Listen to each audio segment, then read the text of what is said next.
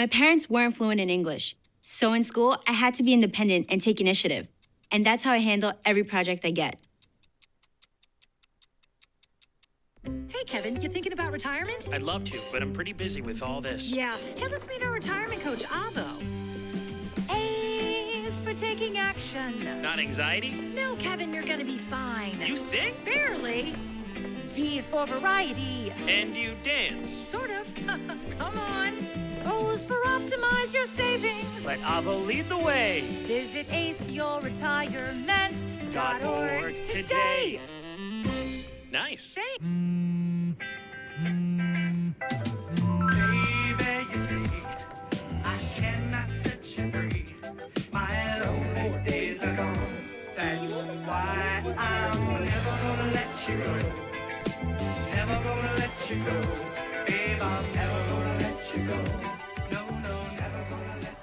Here you go. Thank you. Thank you.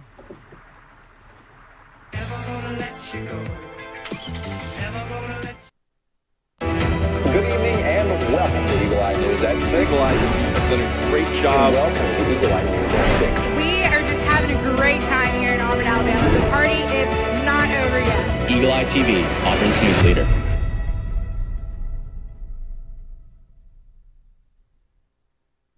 Good evening and welcome to Eagle Eye News at 6. I'm Brady Honeycutt. And I'm Ella Grace Simmons. Thank you for joining us. After a disappointing football season, Auburn University has hired its 33rd head football coach for the 2026 football season, Alex Golesh. Today, the university held a pep rally to welcome Golesh to the Auburn family. Sophia Weber reports. The Auburn football team finished their season with an Iron Bowl loss on Saturday, but 48 hours later, they welcome a new coach to the Flames. A Tiger Walk and pep rally was organized by Auburn Athletics to welcome Alex Golesh. He was met by a mass of Auburn fans eager to give a warm welcome. It's kind of like a family environment here at Auburn, and I think it's important that we show our support for our coach early and that we know we have his back. We lost a bunch of close games, kind of ready for a new change. Golesh is regarded as a change maker in programs. True to tradition, cheerleaders led the way, and Golesh shared a moment with athletic director John Cohen, who named him the 33rd head coach of Auburn football. Coming straight from the University of South Florida 24 hours ago, he shared what fans can look forward to in the next year. This is going to be the most exciting brand of football we have played around here for a really, really long time. We're going to play really hard. We're going to be tough. We're going to do things the right way. We're bringing championships right here to Auburn! Rallying the entire Auburn family, Golesh wasted no time getting to the signature salute. I appreciate you. War Damn Eagle! Members of the Auburn marching band performed as he was escorted to a press conference. Stay with us for the Golesh era, and we'll see you on A-Day. For Eagle Eye TV, I'm Sophia Weber. Auburn University experienced a Wi-Fi outage. This affected many Auburn students, faculty, and staff members as internet access was limited. Many students expressed their frustration with not being able to access various class assignments or phone applications. However, this evening, the Wi-Fi was restored on the EDU Rome server, but its impact was felt throughout the workday. Food banks and pantries are seeing record demand after SNAP benefits were cut off on November 1st for many Americans because of the federal government shutdown. More than 750,000 Alabamians depend on SNAP benefits, and with the recent cuts, food banks are in high demand. The East Alabama Food Bank is busier than usual, and they encourage any donations to help them combat food insecurity. The East Alabama Food Bank is also accepting the volunteer work during work hours, which consists of packing, sorting, and cleaning food items before their delivery. Crystal Fuller, Director of Inventory and Food Acquisition, expressed her need for more food inventory. Right now, anything, canned vegetables, canned meat, cereals, I wouldn't say really snacks and cookies, but anything that's going to be like soups and tuna, things like that, we really could use a lot more of. The SGA tested several security features around campus on their semi-annual safety walk. Kayla Dudinsky tells us more about campus safety. There are over 200 of these blue light emergency phones on Auburn's campus. And on November 10th, the Student Government Association checked out every single one of them. Each semester, the Student Government Association hosts a safety walk, where SGA members, Auburn Police, and Campus Safety and Security come together to walk across campus looking for unsafe conditions. Last Monday, they tested the blue light emergency phones, looked for dim or expired lights, and took note of accessibility gaps. The night started with a quick briefing to tell volunteers what to look for on their walks. We spoke with SGA's Assistant Vice President of University Operations, Willis Orr, for his perspective on the event. And the blue lights we just want to make sure that those go to the right people, that the call system's loud enough so where if you do have to press it, if you're in an event where you have to press it, that it would emit a loud enough noise, and then also that they receive the correct location when they are pressed. The 911 dispatchers receive the correct location. You know, that's our job, to serve, promote, and unify, and we've been appointed and elected to do so. SGA's mission has resonated with Senator Hannah Congo, who sees the event as an opportunity to serve Auburn. Safety is such an important part of what makes Auburn Auburn, and so I'm super excited to be able to be a part of this.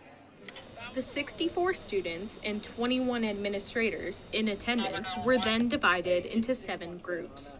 Their observations will be compiled into a memorandum and shared with the appropriate administration to be fixed. If you ever feel unsafe on Auburn's campus, go to the nearest blue light emergency phone, press the red button, and emergency services will be called within the next 5 seconds, and your exact location will be sent to them. For Eagle Eye TV, I'm Kayla Dudinsky. If you notice any safety or accessibility features on campus that need assistance, contact the SGA to fix the issue. Matcha's popularity has skyrocketed due to its perceived health benefits, appealing flavor, and social media trends. Auburn University held a matcha night to dig deeper into the story behind the popular drink. Lucy Chapman reports. Tonight, students will gather in the ACLC for an immersive deep dive into the cultural and educational aspect of matcha. The class began at 6 p.m. in a classroom of students. Ingredients such as matcha powder, oat milk, and honey were whisked together to create the cultural tea. It was an enjoyable experience of fellowship and learning of the process of matcha. We spoke with the founder of the Tea Club at Auburn University to learn more about the formation and their organization. I didn't know that you could make a club like that. So I was like, oh, let me just start a tea club because I really enjoy matcha and teas as well.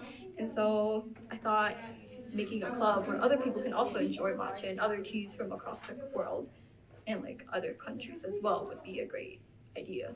When people first prepare their matcha, they tend to over whisk, which, I mean, you can still get the same taste, but visually you just won't get that microfoam that you see a lot on TikTok and such. Today's event blended education and taste into one memorable experience. For Eagle Eye News at 6, I'm Lucy Chapman. Students at Pick Elementary spent the afternoon outside enjoying Heart Club, a group designed to help kids build friendships, stay active, and support each other. The club brings students together through games and team-building activities. Teachers say it's a fun way for kids to unwind while still learning how to collaborate and communicate. Heart Club meets after school, and leaders say they hope it continues to grow as more students join in. Oh my God. Look at these kids running. It's really important to raise awareness about heart health because you see various diseases like heart diseases and diabetes and all of these other things.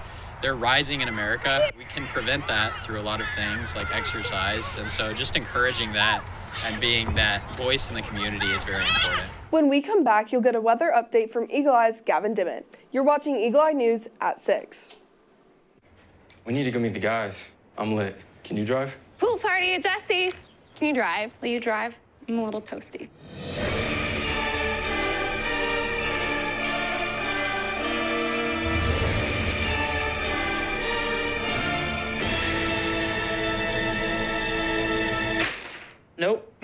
Nope, I'm high. But I can order us a ride.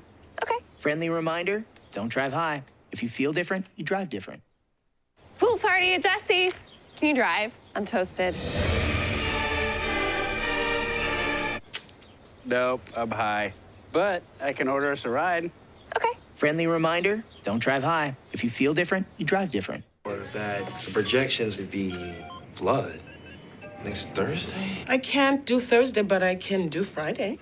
Disasters don't plan ahead. You can. Talk to your loved ones about how you're going to be ready in an emergency.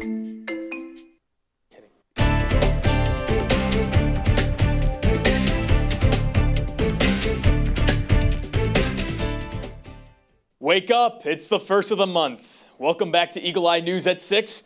As always, I'm Gavin Dimmitt, and here's our weather outlook for this week on the plains. Unfortunately, the rest of this week is looking to be just as gloomy as the study guide for your final exam. Tonight, you should bring an umbrella if you are leaving home, because there is a chance of rain starting at around 7 p.m. Tomorrow, we can expect a high of 53 and a low of 50. Wednesday is looking to be the nicest day of the week. The sun will poke through the clouds, and there will be a high of 54 and a low of 29. Hopefully you left that umbrella out because we expect light showers at around 1 p.m. on Thursday. There will also be a high of 52 and a low of 36. Friday is looking to be the worst day of the week, with a chance of rain throughout the day, with a high of 51 and a low of 42. The weekend is looking to be slightly better. On Saturday, there will be a slight chance of rain with a high of 55 and a low of 44. Finally, on Sunday, there will be a high of 59 and a low of 38. Fortunately, this weather is only temporary, and next week is expected to be fairly sunny and in the high 50s.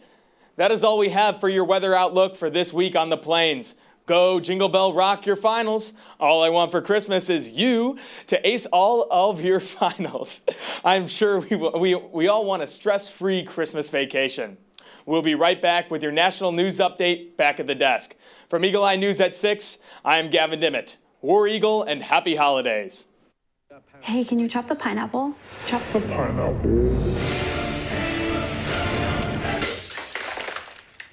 Nope, I'm high. How about I wash off the grapes? Yes. Okay. You're already making good decisions when you're high. I want tacos. Will you drive? I'm a little toasty.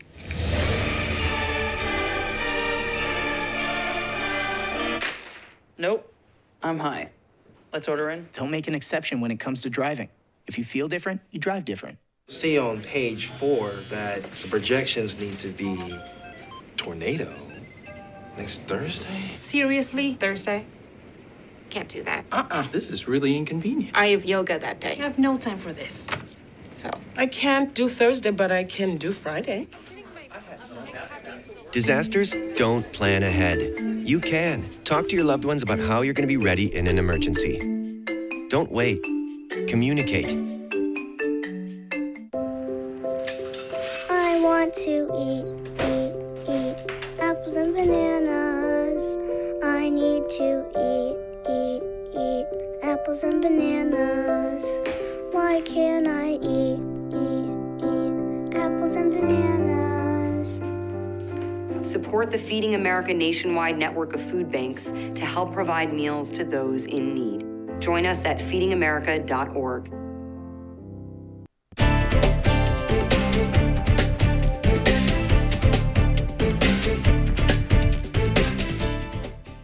Welcome back to Eagle Eye News at 6.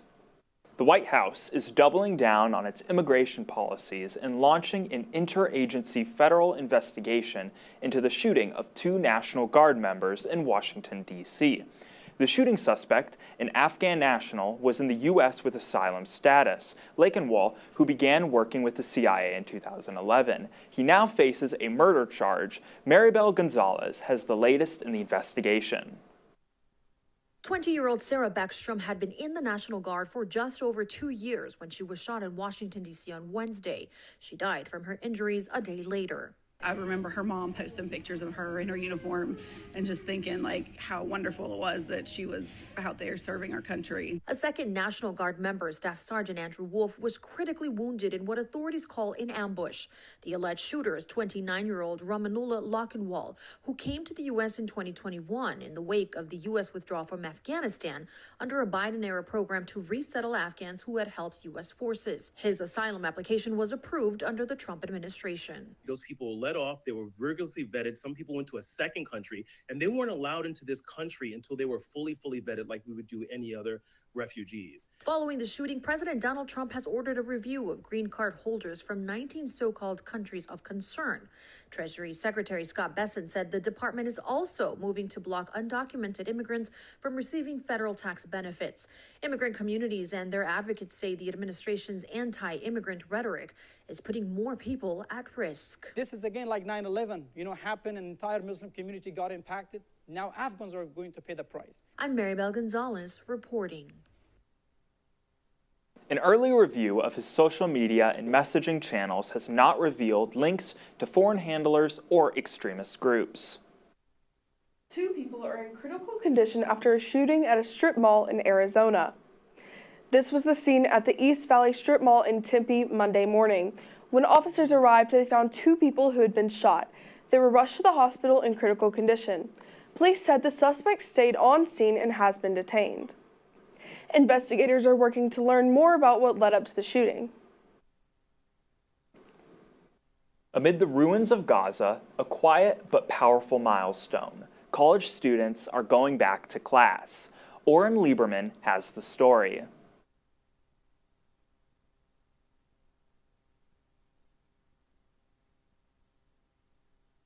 بصراحة الواحد ما كانش أبدا متخيل إنه يرجع للجامعة ويرجع يداوم. حتى الواحد كان عنده أحلام قاعد مستغرب إنها بدأت تتحقق شوية. For 2 years, Gaza's students thought they would never return to school. Since the war began, schools turned into shelters for the displaced. Amid the rubble wrought by Israeli airstrikes, Gaza's Islamic University is now reopening. كثير محزن إنه أشوف الجامعة هيك بهالجمال بهالعمران بهالبنيان الحلوة إنها تكون مدمرة هيك. More than 90% of the school and university buildings in Gaza were either damaged or destroyed by Israel's bombardment, drawing accusations of scholasticide. Education became virtually impossible. Israel has always maintained that Hamas embedded its military infrastructure within schools, an accusation the militant group has denied. حاولنا بأقل الإمكانيات إنه إحنا نكمل لأنه إحنا عندنا هذا الشغف إنه إحنا بدنا نكمل وبدنا نكون إشي في المستقبل. بتمنى أصير مهندسة معمارية كبيرة وناجحة وأحقق كل أحلامي. صراحة شعور كتير كتير كتير ممتاز إنه إحنا كشعب في غزة يعود إلى حياته الطبيعية وأول ما عاد في غزة هو التعليم. Return, you will get a political update with Jalen Walker. You are watching Eagle Eye News at 6. Touchdown! Did you see that? Whoa, we scored? Yeah, we scored. We're going to the playoffs. I can't believe I missed that. Every time I'm buzzed, I spend too much time on my phone. I should take your phone away. No. I'll call for a ride. Wait, why does my face look like that? When I was growing up, my mom was extremely tidy. We were trained to put things back where we got them from. One day, when I walked into my mom's house, I felt like I walked to someone else's house. There was stuff everywhere. And just growing up the way I grew up and to see this transition was very alarming. When Sean talked to me, it was a wake-up call, and that's when I went to the doctor. Put the keys down, Kevin. But I'm gonna drive home. There are several warning signs present that you shouldn't be driving. I've taken 25 selfies in the last 10 minutes. 26. Yep, I'm definitely gonna call a ride home.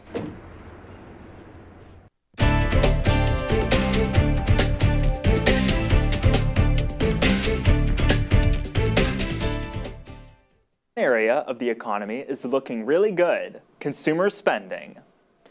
According to Adobe Analytics, consumers spent $11.8 billion online on Black Friday. That's a 9.1% increase over last year. Adobe thinks that growth was driven by steeper discounts than forecast. That also means some retailers benefit more than others. For example, Walmart and TJ Maxx are expected to have a better holiday season than Target. The growth is not adjusted for inflation. Another thing to consider is Cyber Monday is typically also a big day for online sales. You may want to check your pantry. Silvestri Sweets is recalling 2 Shoker holiday barks because they may contain undeclared allergens. The recall applies to the Shoker branded cookie butter holiday bark and the pecan, cranberry, and cinnamon holiday bark. The company says the pecan, cranberry, and cinnamon holiday bark may contain undeclared wheat. The cookie butter holiday bark may contain undeclared pecans. They were both in 5-ounce packages. The products were sold nationwide at Aldi. No illnesses have been reported in connection with the recall. Customers should throw away the products immediately. With Christmas around the corner, Christmas tree sales are expected to skyrocket. However, in Missouri, artificial tree prices have risen due to tariffs. CNN reporter Hannah Falcon has the story. Whether it's bringing a new generation into an old tradition or creating a brand new tradition. Like, this is going to be our new tradition. Like, my sister and I are going to bring our kids here, and it's going to be fun. Picking out your own Christmas tree is a holiday tradition many observe the day after Thanksgiving. This year, in addition to longtime customers, Store Pines saw many new faces like Tiana and Tegan Brooks. We just had a great Thanksgiving yesterday, and so this is just like getting us ready. We did some Black Friday shopping this morning, so we're definitely geared up. But what's bringing families to the tree farm instead of big box stores for artificial trees? Economic experts say it may be the prices. The American Christmas Tree Association says tariffs are driving the price of artificial trees up. More than 80% of artificial Christmas trees are made in China. According to the Real Christmas Tree Board, 84% of tree growers are not raising prices this year. That's despite some tough growing seasons and increased overhead costs. Whether the tree is real or fake, Shop local and just come at things with just a place of gratitude. It's the holiday memories that bring these families together.